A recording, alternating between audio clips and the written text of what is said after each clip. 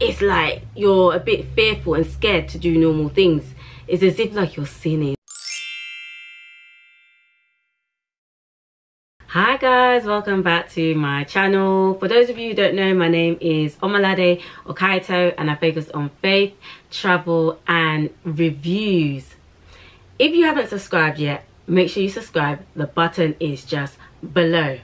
Okay, so I was doing some research, guys, and I don't know if you haven't heard of this before. I'm going to tell you, but it's called RTS. So I was just doing some research on Google and I was just like, what is this? So RTS stands for Religious Trauma Syndrome. So I was like, oh my gosh, I need to look into this. So I was reading an article and I thought, oh my gosh, I need to share like some of the stuff that I've learned, I picked up from the article, and let you guys know. So firstly, I've got my phone, I've got my notes, so that I don't waffle. I am going to define what RTS is. So religious trauma syndrome occurs when an individual struggles with leaving a religion or a set of beliefs that has led to their indoctrination.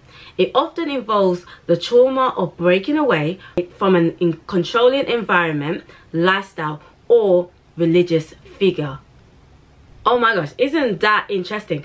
To be honest, like originally I was researching like PTSD from leaving a church, leaving a controlled environment. So I was like just researching that beforehand, and then RTS came up and I thought, oh, this is interesting. Let me see what this is all about. So religious trauma can stem from spiritual abuse. So if you've watched some of my previous videos, you will know that I've spoken lengths upon lengths about spiritual abuse. So do check it out, and it can impact individuals differently and can have a devastating effect on someone's self-esteem. Okay, this point really stood out to me a lot. I was just like, whoa. So religious trauma can lead to an individual believing that they are inherently bad or condemned, especially if they have like experienced purity culture. I'm sure some of us can relate. And even after they have left the religion and their previous held beliefs. Guys, this is such a common thing. When people leave unhealthy churches or unhealthy institutions or unhealthy environments, whatever you want to call it, they feel so bad and so guilty. It's like this guilt thing, even just to do like normal things, like just normal things, what normal people do. Go out to eat, go on holiday, involve yourself in interest groups, things that you're interested in. They start to feel so guilty. And I know it can appear strange, but because of the environment they've come from, like such a controlling environment, when you leave, it's like you're a bit fearful and scared to do normal things. It's as if like you're sinning or something like that. And I'm just like, oh my gosh. Those who know, do you know what I mean? Those who understand. And did you know RTS is not an actual diagnosis? Anyway, let me go on to the examples of RTS. One of the examples is that feeling that you're going to be separated from God. No, like that's not true. If you've made that choice to leave an unhealthy environment, a place that's just not good for you and that's toxic, it doesn't mean that you're going to be separated from God. But what's created in that environment is that you're going to be separated from God. Something bad's going to happen to you. I remember I had like one example where if we left before the last prayer of a service, something bad was going to happen to us. Do you get what I mean? Like, and I remember even giving examples, like being told examples that, oh, this person left before the last prayer and this ended up happening to them. Imagine that type of fear being instilled in you. Of course, like you're gonna feel scared, you're gonna feel worried that you're gonna be separated from God, especially if you've made the decision to leave from an unhealthy environment. Yeah, so I've given one example. Another thing is symptoms of religious trauma. So these are some of the symptoms that one can face.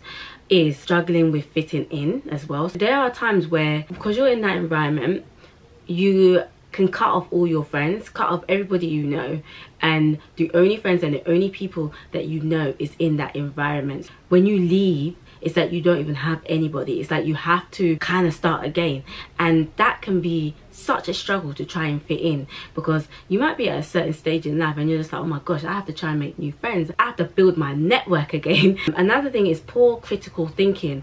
Gosh guys, I remember when I first left, I found it so difficult to think critically. It was so tricky. I just remember being around people. I'll see them just talk about God, talk about the Bible in such a beautiful, critical way, and I struggled.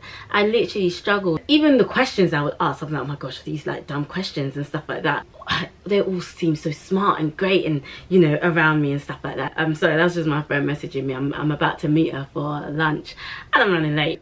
Difficult is making strong decisions, and I can definitely relate to that, because I remember in my old church, every decision, everything, every major step, I always had to get a second opinion, or I always had to double check with the pastor or the pastor's wife, or I'm gonna call them the ushers around me. So I would always need to seek like approval before making a decision. I could never make a decision on my own that's come from me. I've consulted God, I've had that clarity from God, and I'm like, yeah, I'm really confident with the decision. It's like I had to always get it from somebody. All people pleasing. If you haven't checked out my video on people pleasing, definitely check out my video on people pleasing, wanting to just make sure everyone around you anyways, check out that video. That is one example.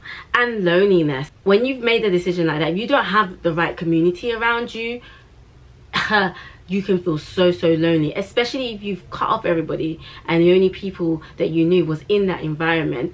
Loneliness can be very real. It's really key that you find people around you who can relate and who understand what you've gone through. And that really helped me a lot. So yeah, this is a very quick one. I just wanted to just, you know, let you guys know my new discovery, because I love finding new discoveries, new things. Oh my gosh, I've done a lot of videos on how to overcome, example like setting boundaries, healthy community, doing the things that you love, self-care, therapy, just chiming into you, putting yourself first.